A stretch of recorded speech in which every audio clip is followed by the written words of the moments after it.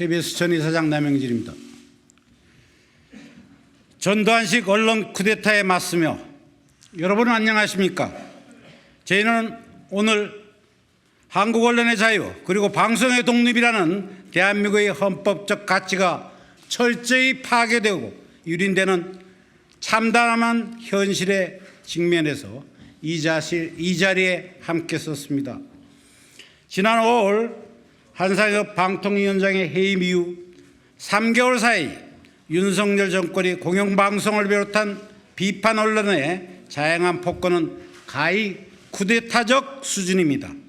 방통위원장 직무대행 체제 아래에서 2명의 여당 추천위원들만으로 방송법 시행령을 고치는 편법을 동원해서 공영방송 KBS를 지탱하는 핵심 재원인 수신료를 분리징수하게 만들었고 한 달도 안 되는 시간 동안 방송통신심의위원장과 공영방송 이사진 5명을 무더기 해임했습니다. 이명박 정권 당시 언론 장악을 주도했다는 이유로 현역 언론인 80% 이상과 야 4당이 모두 반대한 이동관 씨를 기어이 방통위원장에 임명했습니다. 그리고 이제는 신앙님 김만배 대화보도를 빌미로 권력기관이 총동원돼 비판 언론에 대한 수사 등 조사에 나선 것도 모자라서 사형이나 폐간 등의 용어까지 들먹거리며 겁박하는 수준에까지 이르렀습니다. 이런 경과를 보면 윤석열 정권의 목표는 단순히 KBS나 MBC의 경영진을 교체해서 그를 정권의 도구로 만드는 데 그치는 것 같지 않습니다. 이명박 시대의 언론 상황으로 되돌아가는 정도가 아니라 그들의 진정한 목표는 보도 지침과 언론 통폐합으로 상징되는 전두환 시대의 언론 환경으로까지 퇴행하는 것 같습니다. 비판 보도를 하는 언론인은 검찰 수단을 동원해서 겁박하고 마음에 들지 않는 언론사는 원 스트라이크 아웃 시켜버리며 가짜뉴스 근절이라는 명분으로 언론사의 보도 내용에 일일이 개입함으로써 권력의 뜻에 맞지 않은 보도를 상시 검열하고 나아가서 그것을 보도 지침화하는 그런 언론 환경 조성이 이 정권의 최종 목표인 것 같습니다. 이동관 방통위원장은 원 스트라이크 아웃제나 가짜뉴스를 처벌하겠다는 계획 등이 언론 탄압이 아니냐는 질문에 언론 탄압이라는 프레임에 너무 위축이 돼서 제대로 할 역할을 못한 부분이 있지 않나 당당하게 대응하겠다라고까지 대답했습니다. 이는 이들 조처가 언론 탄압임을 스스로 인정한 것이자 언론 탄압 등 온갖 무리수를 다해서라도 이 정권의 목표로 하는 전두환 시대의 언론 환경으로 돌아가고자 함을 천명한 것이 아닐 수 없습니다. 그에 바라는 이 정권이 그토록 많은 위법 행위를 저지르면서까지 수신료 분리징수 결정과 공영방송 이사진 해임 등을 밀어붙인 이유도 설명해주고 있습니다. 그리고 그 일련의 과정은 헌법적 가치에 대한 침해 정도, 동원대 위법의 정도, 그리고 향후 언론계에 미칠 파장의 정도에 비춰볼 때 언론에 대한 쿠데타라고 해도 과언이 아닙니다. 이런 쿠데타적 상행인데 절차나 법 따위가 안중에 있었겠습니까? 저희는 이 언론 쿠데타가 끝끝내 성공하리라고 생각지는 않습니다. 언론의 자유가 민주주의의 기본 조건이자 민주주의를 지탱하는 근간임을 알고 계신 국민들께서 이를 결코 묵과하지 않으리라고 믿기 때문입니다. 면면에 이어온 변혁의 역사는 우리 국민들이 종국에는 불의하고 부당한 정권을 응징해 왔음을 증언하고 있습니다. 하지만 그러기 위해서는 현 정권의 언론 정책의 문제점을 제대로 알리는 노력이 선행되어야 합니다.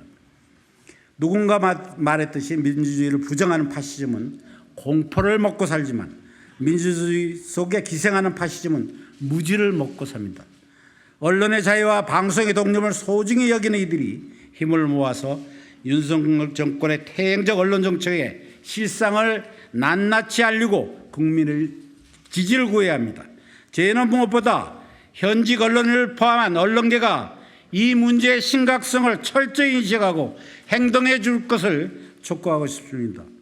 일부 보수 언론이나 그 소속원들은 원스트라이크 아웃제나 가짜뉴스 처벌 대응 조치가 자신들과는 무관한 일처럼 여기는지는 모르겠습니다. 그러나 어떠한 비판도 불허하면서 굴종만을 요구하는 권력이 그들에게만 숨 쉴 공간을 허용하리라고 기대하는 것은 너무 안이하고 편의적인 생각입니다.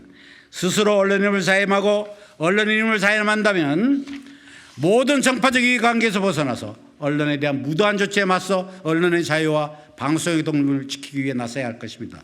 나아가 시민사회 역시 언론 문제를 먼 산에 불 정도로 봐서는 안 됩니다. 자유롭고 비판적인 언론이 부재할 때 시민사회의 중요한 의제 설정 기능에 미칠 영향과 사회적 약자를 포함한 일반 시민들이 감당할 고통이 얼마나 클지 생각해 봐야 합니다.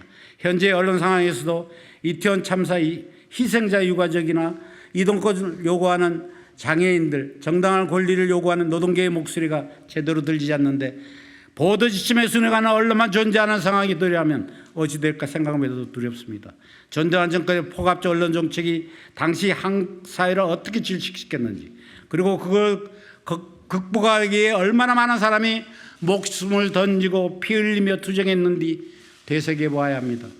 마지막으로 권력의 퇴행을 맞아들였는데 기묘한 사법부의 역할을 강조하지 않을 수 없습니다. 정권이 바뀔 때마다 정도의 차이는 있지만 공영방송 인사진을 바꿔서 그 경질을 교체하는 시도가 되풀이되어 온 것은 우리 사법부가 제 역할을 다하지 못한 탓도 없지 않습니다.